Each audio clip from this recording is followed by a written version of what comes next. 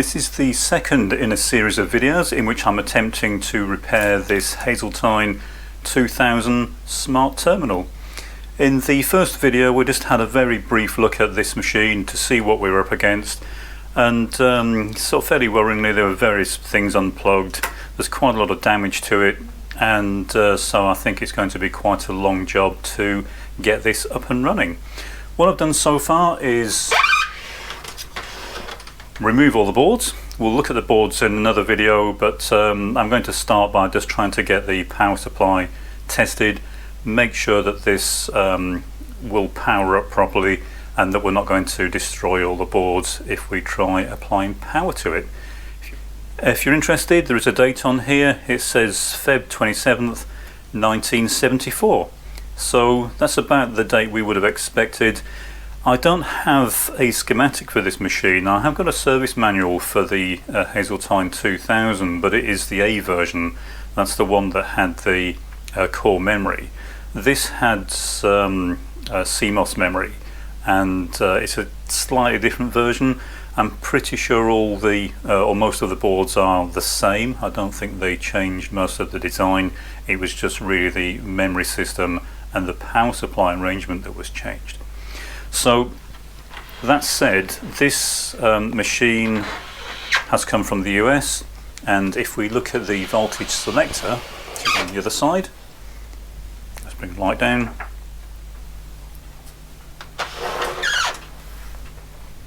Then what we have are a couple of plug-in cards. So these are small voltage selector cards. Now I had hoped that voltage selection was just going to be a matter of taking this out, flipping it upside down and plugging it back in. But if we look at the card, notice it says 115 volts. I had assumed if I flipped it over it would say 230, but it doesn't. And it looks like there's a separate version of this card for different voltages. And there's another card to the right of it that says high, medium and low, and I think that's the high, medium, low range for mains voltages, so 100, 110, 120, maybe 200, 220, 240 volts, something like that. So the first thing I need to do is figure out how to get this powered so I can run it at 230 volts, or actually 250 volts, which is what I have here. And I could of course run it through the bench auto transformer and turn that down to 115 volts.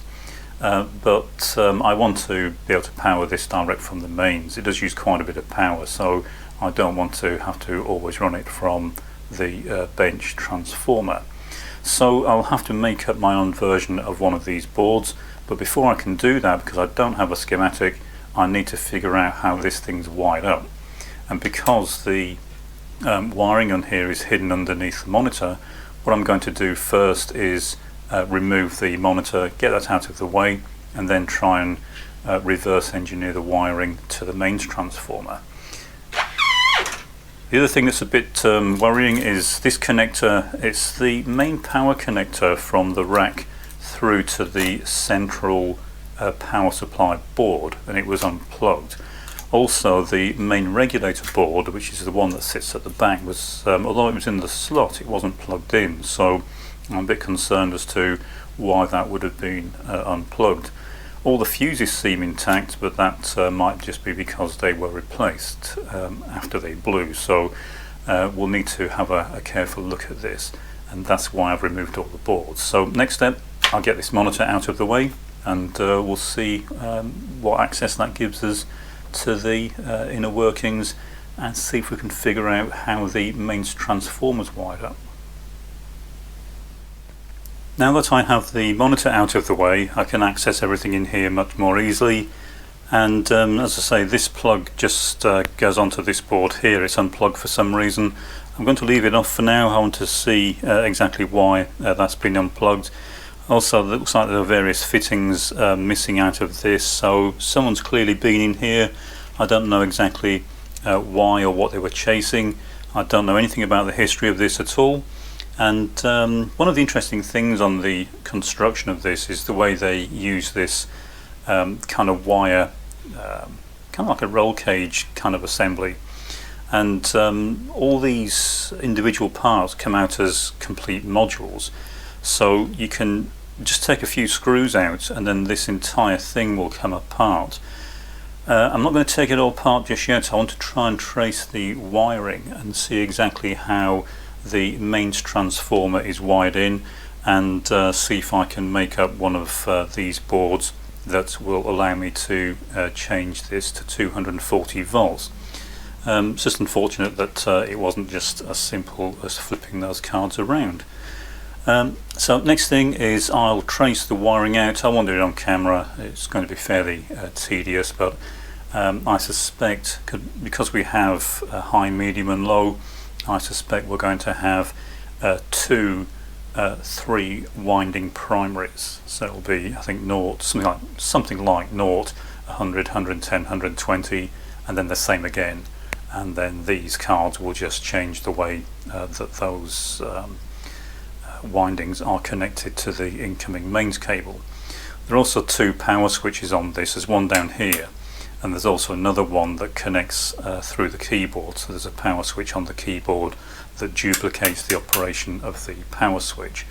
One thing that is a bit worrying is I've buzzed out the mains cable coming in, and with the cards in the positions they were in when the unit arrived, I'm getting about 1.5k across the mains cable with the power switch in the on position.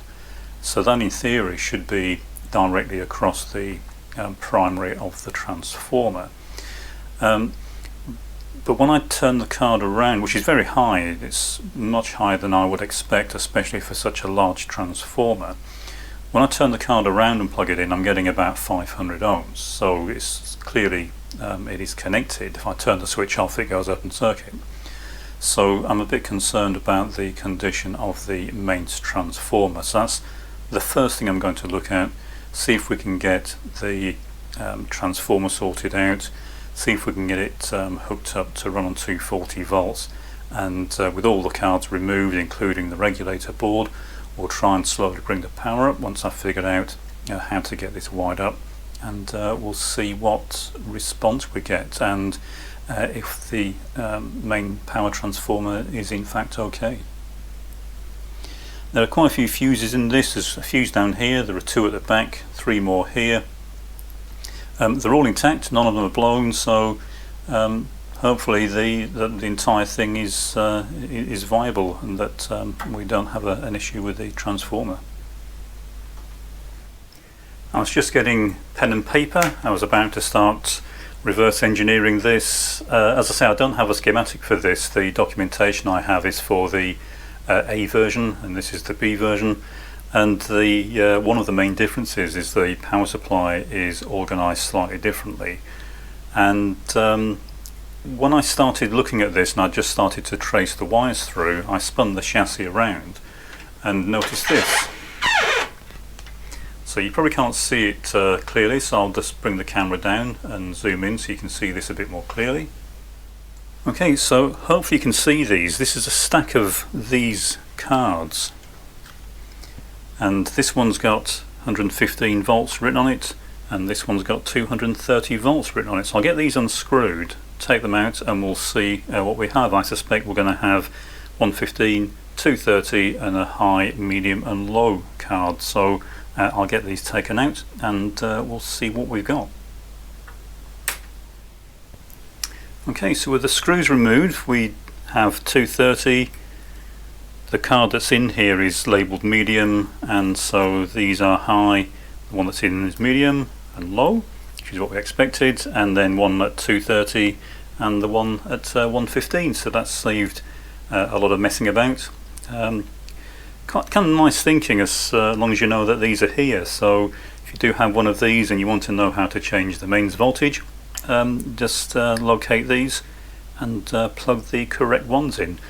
The documentation I do have indicates the voltage ranges, and the medium with 230 volt card in is anything up to 250 volts. So that's what I'm going to use. I'm going to have the medium range and the 230 volts, and we'll see if that actually works. I've got the 230 volt card fitted, I've got the medium range card fitted, and I've got the multimeter hooked up to what I believe should be a raw 10 volt supply, DC supply. I've traced this through. It's coming out of the mains transformer through a bridge rectifier and then onto this card. There's a couple of large smoothing caps.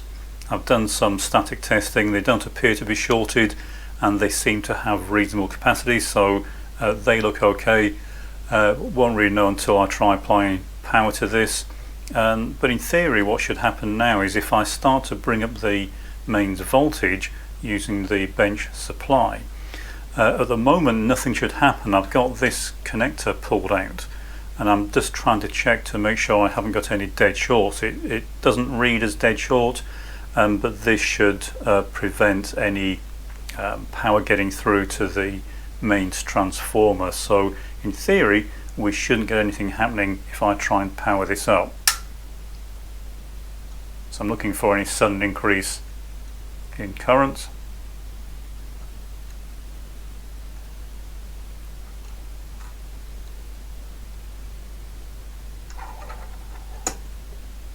That looks fine. So no shorts on the wiring coming in, and what I'll do now is plug this back in.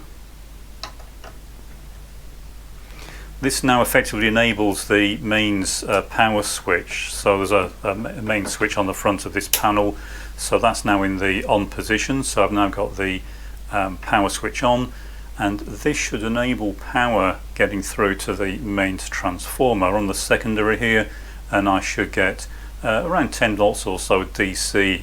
I think this is the raw 5 volt supply prior to it going into the regulator card. I've got the regulator card unplugged, and so what I'm going to do here is try and power this up, and we'll see if we start getting any voltage.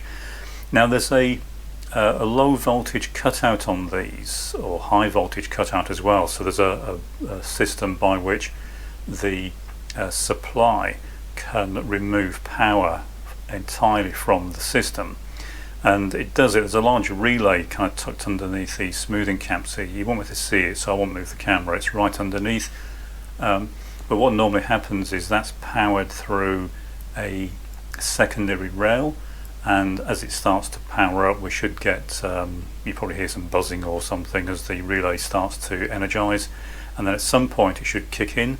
I don't know exactly what voltage that will be. Kind of depends on what the tolerance is on this system, but probably somewhere around 100 volts or so it should kick in, and then we should get a sudden increase in voltage, and it's just there to protect the system. It allows power to be completely removed in the event of a fault.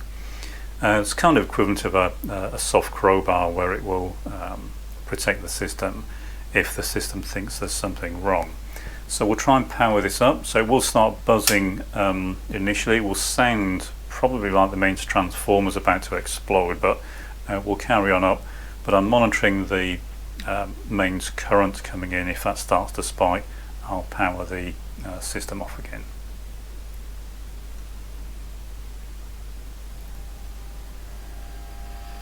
Okay, so that buzzing you can hear is the relay. It should kick in anytime soon. There it goes. We're getting 8 volts DC, so we'll keep going up.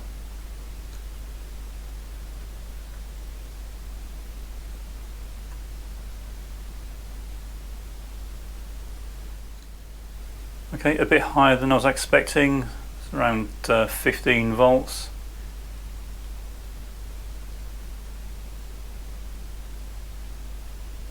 Seems fairly stable. I'm going to turn this back off for now. So what I'm going to do now is just do another thorough inspection of this, recheck the various power devices that are on here. These aren't being used yet, these are used by the regulator card. But I want to test that these main smoothing caps are okay, and that the bridge rectifiers are doing what they're supposed to and not putting potentially AC through into the capacitors. I'm going to leave this powered up at full mains voltage. for maybe an hour or so. I'll use a thermal camera, keep an eye on this, and assuming this all survives, then the next step will be to plug the regulator card in and see if we're getting the proper DC voltages coming out before we try and plug the rack back in. There are no boards in it, but even so, I want to make sure that the supplies are behaving themselves before we go any further. I noticed that there is a screw missing from the mains transformer, so someone's been working on the power supply on this. I'm not quite sure what they were chasing, but I need to be fairly careful, because if someone's been looking at that, there could be an issue. The unit's been powered up now for about an hour and a half. Nothing's getting warm. I've been checking it with the thermal camera. The incoming mains supply current has stayed about 70 milliamps. It hasn't changed. The output voltage from the transformer, the DC out, has also stayed about the same. So it looks fairly safe to proceed from here. Now, this doesn't guarantee the capacitors are okay. When a load's applied and the ripple current starts to increase, they could still fail. But the next thing I'm going to do is plug in the regulator card. That plugs into this slot at the back, and what we can then do is test the voltages. I'm also going to plug this connector back in. This connects the power supply output through to the rack, and there are some test points, some voltage test points on the rack that we can use. I've done some static testing on this as usual, looking for shorts on the various caps. It seems fine. I can't find anything wrong with it. The power devices seem okay. Again, it doesn't guarantee that it's working, but the next step is to get this plugged in, and we'll see if anything actually works. I've plugged the regulator card back in. As I say, I've done the static testing on this, can't find anything wrong with it, and I've now got the multimeter connected to the plus 5 volt test point, so we'll try and increase the mains voltage.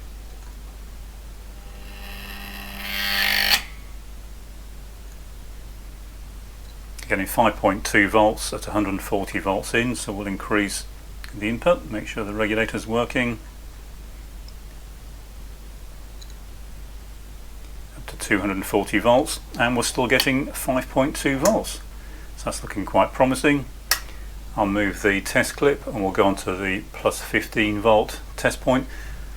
Although these are labelled with fairly discrete numbers, as in plus 5, plus 15, plus 12, that sort of thing, the documentation gives some fairly odd values for some of these rails, so they're not the plus 12 volts. I believe is something like plus 12.6 or something like that. So they're not exact, and they are adjustable. There are some pots on this board, and what we'll do once we've got the entire system tested is adjust the voltages so they're in the center of the specified range.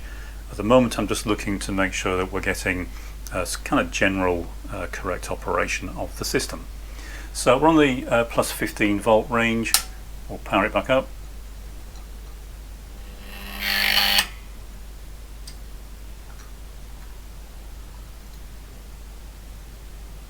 And again, that looks fine.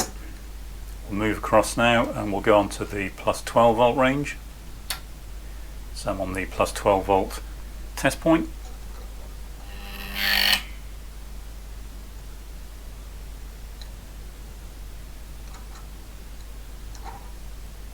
Which is fine. So I'm varying the input voltage as well, just to make sure that the feedback in the regulation is working. And then finally we have minus 12 volts.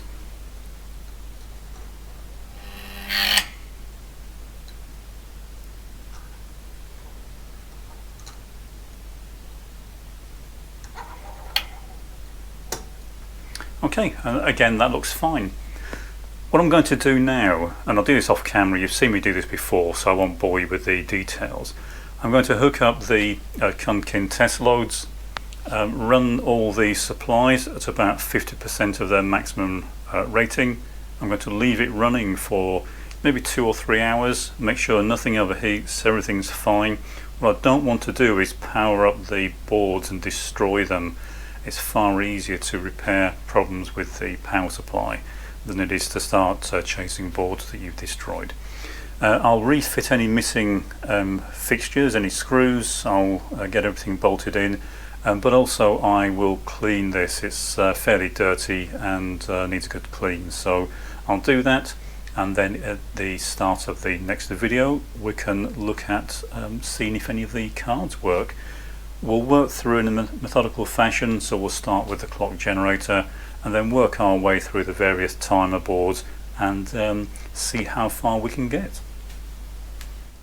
If you want to see any specific testing on this, then please leave a comment, but in general I'll go through this in the normal way. I'll just start at the beginning of the system, go through as I say, clock generator, timers, counters, that sort of thing, and ultimately we'll refit the monitor and see if this can actually be made to function.